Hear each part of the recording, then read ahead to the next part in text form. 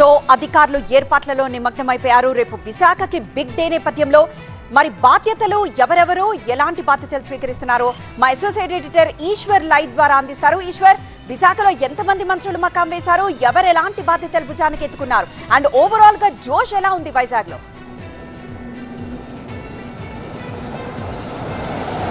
రేపు ఆంధ్రప్రదేశ్కి విభజిత ఆంధ్రప్రదేశ్కి అంటే రాష్ట్ర విభజన తర్వాత ఆంధ్రప్రదేశ్లో చోటు చేసుకుంటున్న అతి పెద్ద అభివృద్ధి ప్రాజెక్టుకి రేపు ప్రపంచానికి దానికి జాతికి అంకితం చేయబోతున్నారు ప్రధానమంత్రి నరేంద్ర మోడీ. ఈ నేపథ్యంలో పెద్ద ఎత్తున దాని కార్యక్రమాన్ని కేవలం ఒక డెవలప్మెంటల్ ప్రోగ్రామ్గా కాకుండా ఒక రాష్ట్రానికి సంబంధించిన ఒక కీలకమైన మౌలిక సదుపాయాల ప్రాజెక్టుగా దాన్ని ముందుకు తీసుకెళ్లాలన్న ఆలోచనతో ప్రభుత్వం ముందుకు వెళ్తోంది.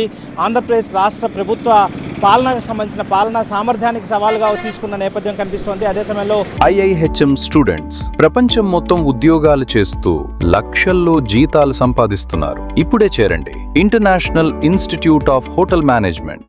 కేంద్రం కూడా, ఎందుకంటే ఎయిర్పోర్ట్లన్నీ కేంద్రంతో లింక్ అయి ఉంటాయి కాబట్టి కేంద్రం తన స్థాయిలో మౌలిక సదుపాయాల అభివృద్ధి దేశంలో ఎలా జరుగుతుందని చూపించే ఒక పెద్ద డిస్ప్లేని రేపు ఏర్పాటు చేయబోతున్నట్టుగా రెండు కలిపి కేంద్రం రాష్ట్ర ప్రభుత్వాలు రెండు కలిపి సంయుక్తంగా నిర్వహిస్తున్న ఈ కార్యక్రమాన్ని రాష్ట్ర ప్రభుత్వం అత్యంత ప్రతిష్టాత్మకంగా తీసుకుంది. దీన్ని ఎలాగైనా భారీ విజయంతో దేశ దృష్టినే కాకుండా ప్రపంచ దేశాల దృష్టిని కూడా ఆకర్షించే విధంగా కార్యక్రమాన్ని విజయవంతం చేయడానికి అవసరమైన ఏర్పాట్లు చేపట్టడానికి ఆంధ్రప్రదేశ్ కేబినెట్ మొత్తం విజయవాడ ప్రస్తుతం విశాఖ చేరుకుంది. విశాఖ కేంద్రంగా భోగాపురం వేదికగా మంత్రులే స్వయంగా తమ టీములతో ఒక్కొక్కరు ఒక్కొక్క బాధ్యతను తీసుకుని వాటిని పూర్తిగా ఇప్పటికే దాదాపుగా ఏర్పాట్లన్నీ పూర్తయ్యాయి. మరి కాసేపట్లో వాటికి సంబంధించిన ముఖ్యమంత్రి కూడా ఇక్కడికి రాబోతున్నారు. సాయంత్రం ముఖ్యమంత్రి స్వయంగా వీటికి సంబంధించిన రివ్యూ చేయబోతున్నారు. మంత్రులు ఒక్కొక్కరు దాదాపుగా వారం రోజులుగా ఇక్కడే అన్ని శాఖల మంత్రులు, ప్రధానంగా I&Iకి సంబంధించిన మంత్రి, దానికి సంబంధించి ఇన్వెస్ట్మెంట్ ఇన్ఫ్రాస్ట్రక్చర్కి సంబంధించిన BC జనార్దన్ రెడ్డి కావచ్చు, స్థానికంగా ఉన్న హోమ్ మినిస్టర్ దీని భద్రతకు సంబంధించిన అంశాలను ఎప్పటికప్పుడు రివ్యూ చేస్తూ కనిపిస్తోంది.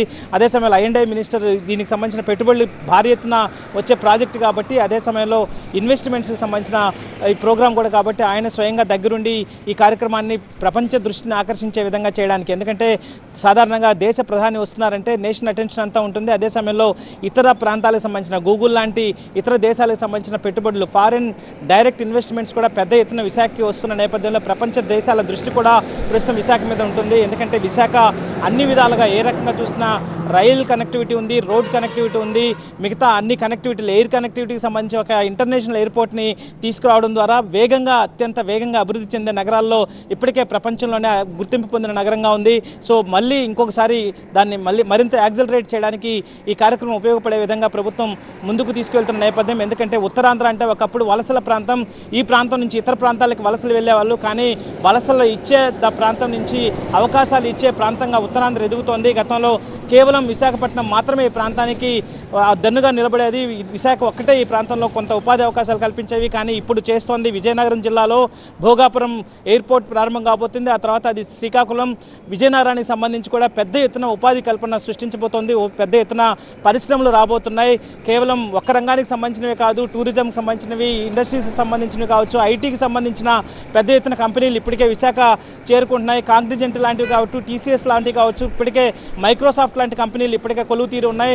వీటితో పాటు ఇతర ఇండస్ట్రీస్ అన్ని, పెద్ద పెట్టుబడులు పెంచే ఉత్పాదక సంస్థలన్నీ, ANMS, ArcelorMittalకి సంబంధించిన స్టీల్ ప్లాంట్ కంపెనీ దాదాపు 1,00,000 కోట్లకు పైగా ఇక్కడ పెట్టుబడి పెట్టడానికి రాబోతుంది.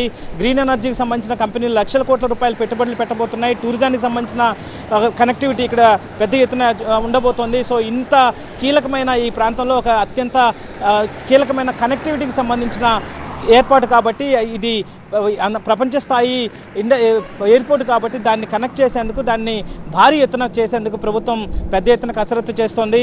ఆంధ్రప్రదేశ్ కేబినెట్ మొత్తం ఇప్పుడు ఇక్కడికి చేరుకుని దీని మీదే ఫోకస్ చేసి ఉంది. ప్రభుత్వం కూడా తన అన్ని కార్యక్రమాలని వాయిదా వేసుకుని పూర్తిగా దీన్ని విజయవంతం చేయడం, దీని ద్వారా పెట్టుబడుల్ని మరింత పెద్ద ఎత్తున ఆకర్షించడం, ఉపాధి అవకాశాలు సృష్టించడం, రాష్ట్రానికి పెద్ద గ్రోత్ ఇంజిన్ ప్రాజెక్టుగా దీన్ని చేసే క్రమంలో రాష్ట్రం ముందుకు వెళ్తున్న నేపథ్యం అయితే కనిపిస్తుంది. స్టూడియో.